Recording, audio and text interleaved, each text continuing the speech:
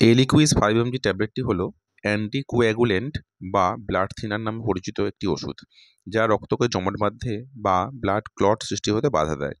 ওষুধটি পা, ফুসফুস, ব্রেন এবং হার্টের শিরার মধ্যে রক্ত জমাট বাঁধার প্রবণতাকে প্রতিহত করে। এছাড়াও ওষুধটি স্ট্রোক এবং হার্ট অ্যাটাকের ঝুঁকি কমাতে সাহায্য করে। নমস্কার বন্ধুরা, মেড ইনফো বাংলা চ্যানেলটিতে আপনাদের সকলকে স্বাগত জানাই। আজ যে ট্যাবলেটটি নিয়ে আলোচনা করব সেটি হলো এলিকুইজ 5 mg ট্যাবলেট। আর জেনে নেব ওষুধটির dose, side effect, MRP, composition, alternatives প্রভৃতি সম্পর্কে। এছাড়াও ডাক্তারবাবুরা ঠিক কী কারণে ওষুধটি প্রেসক্রাইব করে থাকেন তা নিয়েও আলোচনা করব। ওষুধটি সম্পর্কিত সমস্ত তথ্য পেতে ভিডিওটি শেষ পর্যন্ত অবশ্যই দেখবেন। অনুরোধ করব এলিকুইজ 5 mg ট্যাবলেটটি সংক্রান্ত সমস্ত তথ্য জেনে তবেই ওষুধটি খাওয়া শুরু করবেন। আপনি যদি চ্যানেলে নতুন হন তবে চ্যানেলটিকে সাবস্ক্রাইব করুন এবং বাংলায় ওষুধ সংক্রান্ত সমস্ত ভিডিওর নোটিফিকেশান পেতে বেল আইকনটি প্রেস করুন। তো চলুন বন্ধুরা, শুরু করা যাক। ওষুধটি হলো অ্যাপিক্সাব্যান গোত্রের, যা প্রিফিজার লিমিটেড নামক কোম্পানিটি বাজারে নিয়ে এসেছে। বর্তমানে ইলিকুইজ 5 mgর 10টি ট্যাবলেটের একটি পাতার দাম মোটামুটি 500 টাকার আশেপাশে এবং 20টি ট্যাবলেটের একটি পাতার দাম মোটামুটি 900 টাকার আশেপাশে।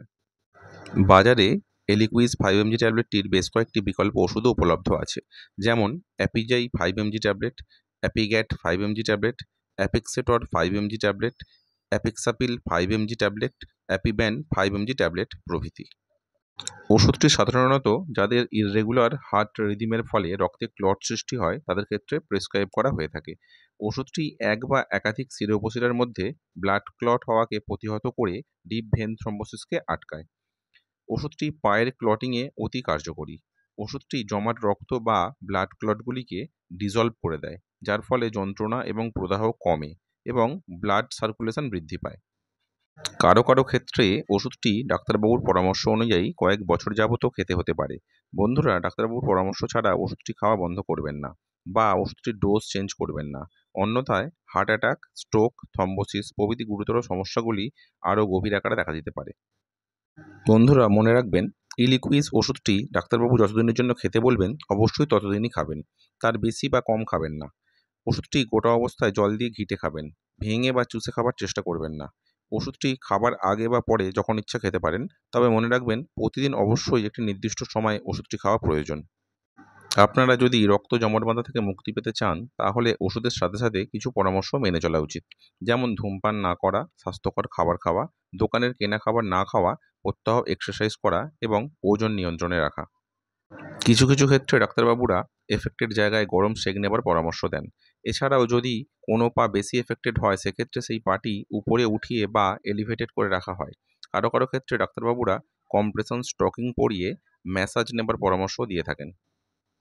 অন্যান্য ওষুধের মতো এলিকুইজ 5 mgরও বেশ কয়েকটি সাইড এফেক্ট আছে। তার মধ্যে অন্যতম হলো অতিরিক্ত রক্তপাত, যেমন দাঁত মাজার সময় মাড়ি দিয়ে রক্ত বের হওয়া, নাক দিয়ে রক্ত বের হওয়া প্রভৃতি। যদি রক্তপাত অতিরিক্ত হয় তাহলে তৎক্ষণাৎ ডাক্তারবাবুর পরামর্শ নিন। অন্যান্য সাইড এফেক্টগুলি হলো হেমাটোমা, অ্যানিমিয়া, গা বমি ভাব ইত্যাদি। বন্ধুরা, মনে রাখবেন, যদি আপনার কিডনির সমস্যা থাকে তাহলে ওষুধটি খাওয়া থেকে বিরত থাকবেন। এছাড়াও যদি আপনার কোথাও কেটে গিয়ে থাকে, রক্তপাত হয়, তাহলে ওষুধটি খাওয়া বন্ধ রাখুন। মহিলারা ওষুধটি খাওয়াকালীন বাচ্চাকে স্তন্যপান করাবেন না। ওষুধটি খাওয়াকালীন শেভিং করা বা নখ কাটার সময় যাতে কেটে গিয়ে রক্তপাত না হয় সেদিকে বিশেষ খেয়াল রাখুন। এছাড়াও যদি ওষুধটি চলাকালীন কারো রক্তবমি, রক্ত পায়খানা বা প্রস্রাবের সাথে রক্ত বের হয় তাহলে দ্রুত ডাক্তারবাবুর পরামর্শ নিন। বন্ধুরা, ওষুধটি চলাকালীন মদ্যপান একেবারেই করবেন না। একটানা দীর্ঘদিন ওষুধটি সেবন করা ক্ষতিকর। পরিশেষে বলি, ভিডিওটি সম্পূর্ণভাবে শিক্ষামূলক। ডাক্তারবাবুর পরামর্শ নিয়ে তবেই ওষুধটি খাওয়া শুরু করবেন। ওকে বন্ধুরা, আজকের ভিডিও এই পর্যন্তই। বাংলায় সমস্ত ওষুধের তথ্য পেতে চ্যানেলটিকে সাবস্ক্রাইব করুন।